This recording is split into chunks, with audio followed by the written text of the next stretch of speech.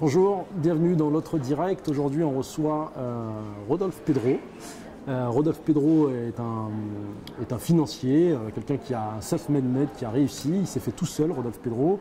Et il a fait la une de l'actualité il y a quelques temps, Rodolphe Pedro, parce qu'il était l'exemple de la réussite, d'une réussite à la française, d'un gosse de cité qui devient un magnat de la finance.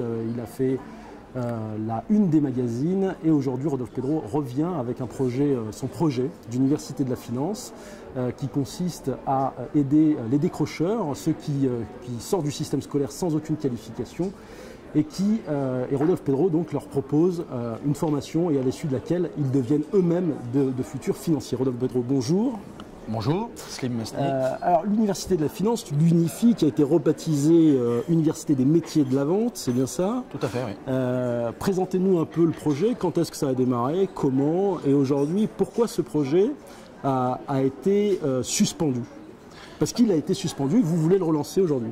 Alors, le projet a été suspendu sûrement parce que tout va bien aujourd'hui en France et que nos quartiers et nos jeunes n'ont pas besoin de formation pour trouver de l'emploi. Je pense que c'est ironique.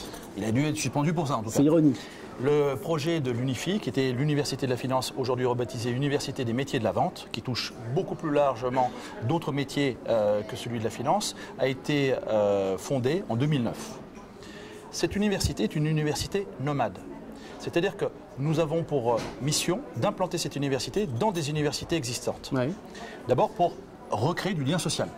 On sait très bien que nos quartiers sont complètement enclavés et que la mixité n'existe plus. L'idée, c'est de faire sortir ces jeunes. Puis de les accompagner à travers une formation diplômante sur un cursus de 450 heures.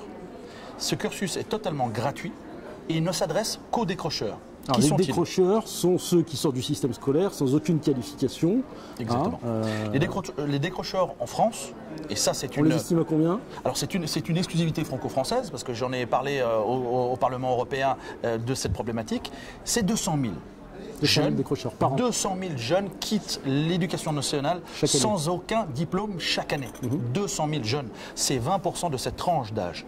Un décrocheur, c'est un môme qui quitte l'école sans même un bac, sans même un BEPC. Que voulez-vous qu'il fasse sans aucune formation? Aujourd'hui, un môme qui quitte l'école sans un bac. Déjà, nos jeunes diplômés ont des difficultés pour trouver accès à l'emploi. Alors, les décrocheurs que vous avez mis au sein de l'Université de la Finance, ensuite ont travaillé chez AXA, chez Swiss Life. Ils ont pu obtenir des emplois, on va dire, prestigieux en tout cas, et en tout cas être conseillers de gestion de patrimoine, c'est ce terme-là. Tout à fait. Grâce à l'Université de la Finance, grâce à cette formation que vous avez initiée. Tout à fait. Grâce à cette formation diplômante, on a passé des accords avec Swiss Life, AXA et April Santé ici à Lyon, qui a permis de pouvoir donner accès à l'emploi à ces jeunes. C'est en tout cas la possibilité de sortir d'un système pernicieux qui est celui je m'inscris au Pôle emploi mais je n'ai jamais bossé, comme je n'ai jamais bossé, je n'ai le droit à aucun droit, comme je n'ai droit à aucun droit. C'est ce système-là dans lequel il faut travailler. C'est ce système-là dans lequel il faut bosser pour raccrocher cette jeunesse. Pour raccrocher cette jeunesse à une formation, grâce à une formation diplômante, on peut donner la possibilité à ces jeunes qui sont pleins d'énergie. Parce que dans nos quartiers, nous avons des mômes qui sont des véritables pépites, qui ont un savoir-faire commercial, et c'est cela que je suis allé chercher. Ce savoir-faire commercial, car ils sont dans un système de démerde depuis leur plus jeune âge, permet à ce que demain, avec une formation, nos entreprises puissent enfin recruter de vrais vendeurs. Parce que n'oublions pas une chose, Slim, c'est que l'entrepreneuriat a besoin d'une force vive de vendeurs. Et c'est ça que je propose avec l'UNIFI. Vous-même, vous n'avez pas ni diplôme, ni formation initiale et vous êtes devenu... Moi-même, je suis un décrocheur. J'ai quitté l'école à l'âge de 16 ans. Cette université de la finance a été suspendue un temps. On n'en a plus parlé. Et puis vous avez... On a parlé de vous non plus dans la une des magazines, mais plutôt dans les pages faits divers, où vous avez eu un certain nombre de procédures judiciaires qui vous ont collé au basque, qui sont toutes terminées d'ailleurs. Vous avez été blanchi sur un certain nombre de faits par la justice. Totalement blanchi sur tous les faits. Sur tous les faits.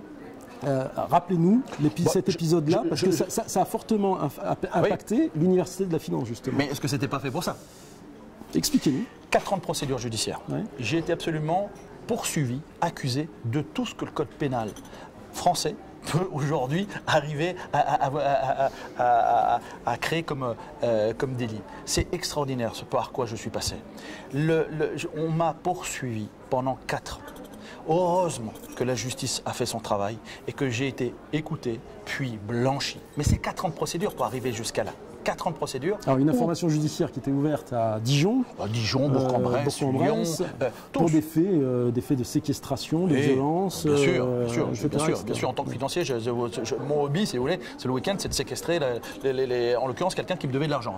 Tout ça était une fumée créée pour ne pas me rembourser. Mais au-delà de ça, l'enquête a démontré que des détectives, et ça c'est l'enquête qui l'a démontré. Ça c'est le point le plus important. C'est le point le plus important, des détectives, 2 anciens gendarmes. Et il y en aurait long à dire encore sur ces métiers qui conservent leur réseau d'antan et qui s'en servent à titre personnel ou au nom du privé. 2 anciens gendarmes ont manipulé les accusations, ont manipulé les plaignants pour arriver à monter en épingle dans la presse, en l'occurrence au Parisien, qui a été condamné 2 fois. Le Parisien, qui réellement a répondu à une commande de ces détectives. Une commande, aujourd'hui, vous avez des gens qui se disent professionnels dans le journalisme, qui, par commande, par soutien, par denier financier, je ne sais quel accord avait, répondent à une commande. Alors, et je fais la une du Parisien. Attendez, pour résumer... Non, mais pour me permettre de dire ça, c'est que le Parisien a été condamné 2 fois, en première instance, puis en appel. Pour résumer, on a financé des officiers... Une cabale. On payait des détectives privés. Lyon Capital avait enquêté d'ailleurs sur ces faits il y a 2 ans. Et on avait mis au jour effectivement l'existence de détectives privés qui étaient à vos basques pour tenter d'échafauder un certain nombre d'affaires judiciaires. Aujourd'hui, ces affaires sont terminées. Totalement blanchies. Vous souhaitez relancer l'UNIFI et c'est pour ça que vous avez le projet de faire un appel au gouvernement, mais notamment à la ministre de l'Éducation nationale, Najat Vallaud-Belkacem. Je rebondis exactement sur ce que vous dites. Najat Vallaud-Belkacem était présent à toutes les ouvertures d'UNIFI. Ouais. 3 promotions ont été faites ici sur Lyon, étaient présentes à toutes nos inaugurations. Aujourd'hui, c'est un process qui fonctionne, l'UNIFI. C'est une équipe qui se tient à disposition du ministre, du gouvernement, aujourd'hui et le futur, parce que la problématique des décrocheurs, croyez-moi, on ne va pas la régler avec un coup de baguette magique, c'est une évidence. Mais déjà, ce process, déjà ce dispositif de formation existe et a montré ses preuves. Moi, je dis la chose suivante. Je dis que l'UNIFI c'est stoppé aujourd'hui, on l'a stoppé l'UNIFI dans l'élan en me couvrant d'affaires judiciaires. C'est ça qui a généré que l'UNIFI aujourd'hui s'est stoppé. J'en appelle au gouvernement, plus particulièrement au ministre de l'Éducation nationale, en disant « Madame la ministre, répondez à nos appels ». L'UNIFI est un dispositif de formation qui ne coûte pas cher et qui a démontré que c'est possible de prendre des mômes venant de zones difficiles, complètement décrochant du système scolaire et arrivant à les raccrocher. Mais encore une fois, Slim, c'est une formation qui vous donne un métier autre qu'un gyrophare jaune sur la tête. Il faut arrêter, si on veut arriver à raccrocher nos jeunes, c'est leur donner un emploi valorisant. Et c'est ça à laquelle on s'attaque. Et j'en appelle au ministre en disant, cette formation, ce dispositif de formation se tient à votre disposition. J'irai plus tout seul. Je ne financerai plus tout seul les promotions comme j'ai fait avec les 3 autres. Je n'irai plus à me taper les emmerdes que j'ai eues judiciaires dans ce pays. Ce dispositif existe. Vous estimez que vous avez gêné l'establishment, comme on dit, avec ce projet de faire sortir des cités, des jeunes qui ensuite portaient un costume et une cravate pour aller conseiller et gérer des patrimoines parfois importants. Ça a gêné l'establishment et c'est pour ça qu'on a essayé de vous faire tomber. C'est pas moi qui l'estime, c'est l'enquête qui le démontre. À un moment donné, des pressions de toutes parts sont arrivées, des gendarmes, des anciens gendarmes ont été payés pour me déstabiliser. On n'est quand même dans un pays de droit.